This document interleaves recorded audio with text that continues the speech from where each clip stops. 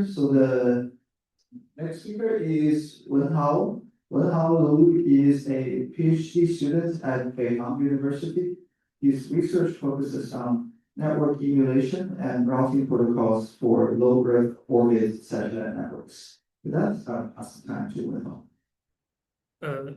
Hello everyone, I'm Wenhao from Beihang University. Today I'd like to present our works on optimizing the routing emulation performance of the low Earth orbit satellite networks.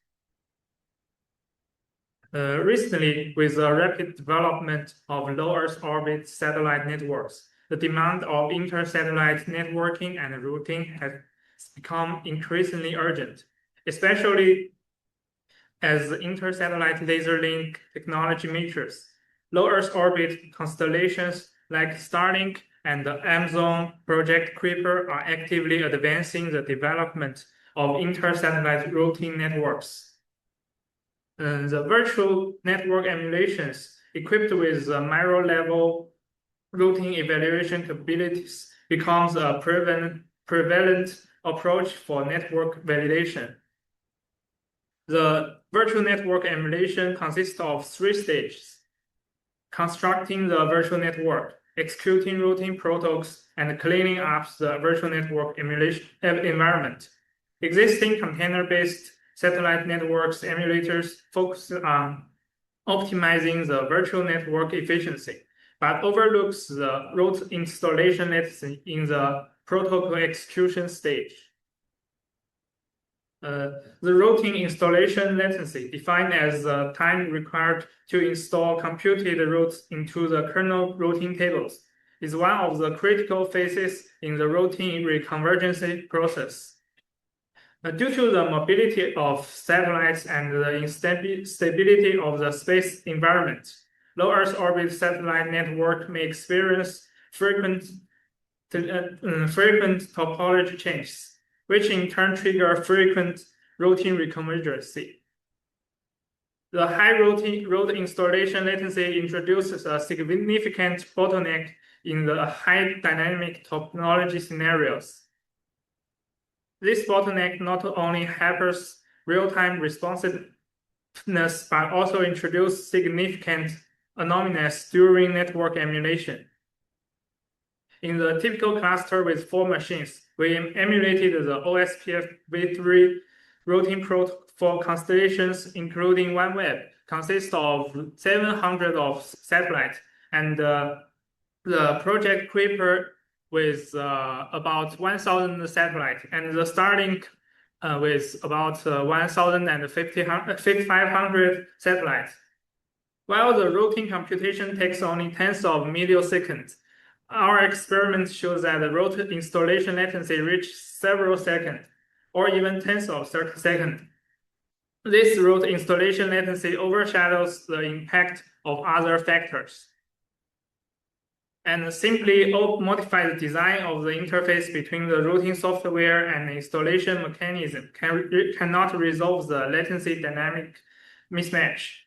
Using synchronous installation causes the routing installation operations to block other functions of the routing protocol, whereas asynchronous installations can lead to buffer overflow issues.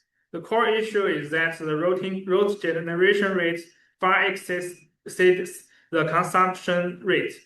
Therefore, virtual network emulation requires a high-speed route installation method. We analyzed the 2 primary causes of the high route installation latency. The first one is the redundant route installation operations. There are many route installations operations has no effect to the kernel routing table. For example, here is the 6 satellites topology. In this view of the source satellite, the link can be classified into the SPF link and the non-SPF link. The first brick represents a SPF link brick, as shown in the left table. Routes toward only 2 destination changes, and the left keeps unchanged. And the second brick represents a non-SPF link brick. As shown in the right table, all routes keeps unchanged. A link state change only affects a part of the route, but existing routing software will always refresh routes toward the whole topology. We evaluated the proportion of the valid route out of the total installed routes under typical topologies. We found that in large-scale constellations, link state changes typically affect only a small fraction of the routes. The second cause is the concurrent incapable RT netlink interface. As the network scales, the routing table expands, the routing installation requirements increase exponentially. But the concurrent incapable RT netlink interface limits that the route installation among all containers have to be executed serially. So as the network scales, the route installation latency increases exponentially. These two factors elevate the route installation latency to an unacceptable level, and we will address them one by one. To address the redundant route installation issue, we designed a non-effective route filter. This filter records the state from the stateless route installation. With the records, the filter can keep a snapshot, same as the kernel routing table. With the kernel routing table snapshot, this filter will check if the route has effect to the kernel routing table before installing it. If so, it will be installed into the kernel, or it will be ignored. And to address the concurrent incapable RT netlink interface, we designed a lock-free route installation mechanism. First, we analyzed why the RT interface relies on the global lock.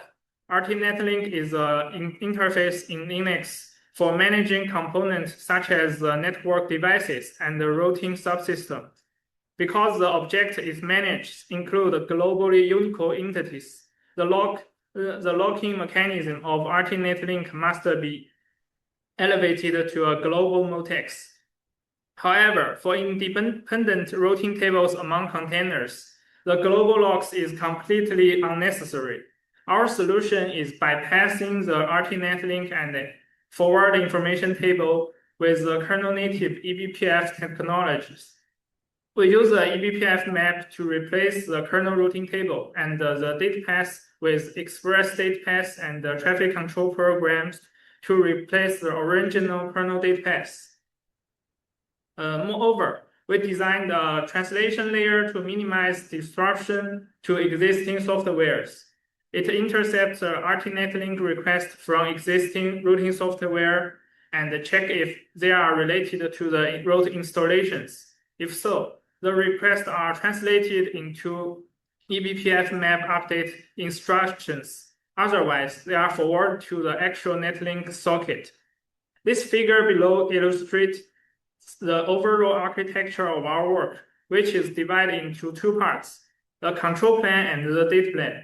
The control plane consists of the instruction translation layer and the non-effective route filter, while the data plane comprises the forwarding table implement via eBPF maps and the data path realized by the programs. We evaluated the system by emulating typical constellations on a cluster with 4 machines and set an inter-satellite link failure rate of 0.5% to reflect the network dynamics. First is the evaluation of the system overhead. We measured the average number of the catch-miss events per route installation. You can see that after optimizing the mutex lock for route installations, the catch misses caused by the process were reduced by an order of magnitude. Also, we evaluated the task wait queue.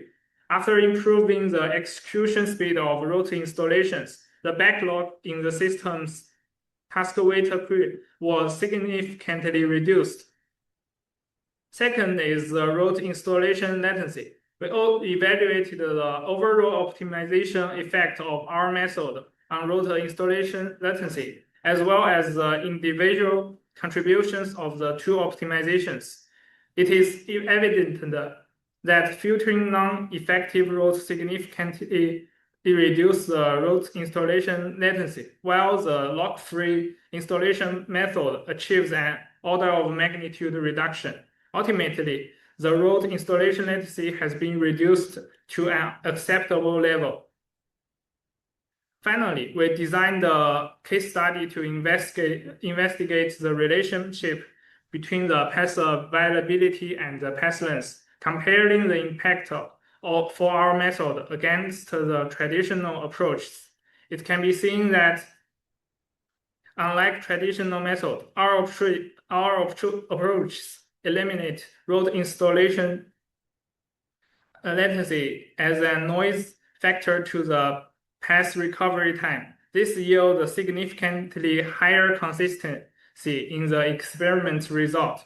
To conclude, our work tackles critical bottleneck of routine installation in low Earth orbit satellite network emulations, bringing the latency down from an unacceptable level to a practical norm. Thank you for listening. I'd like to more than happy to hear your insight and answer any questions. Great. Guess we have time for one question. Anybody from the audience?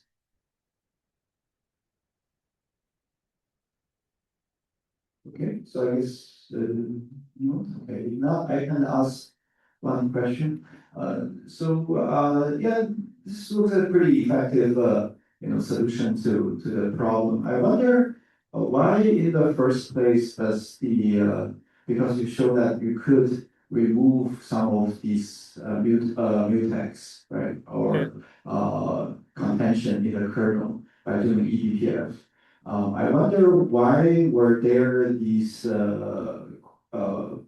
coordination or locks in the first place in the kernel? So why are they necessary? Because it's a huge interface. This interface manages many components.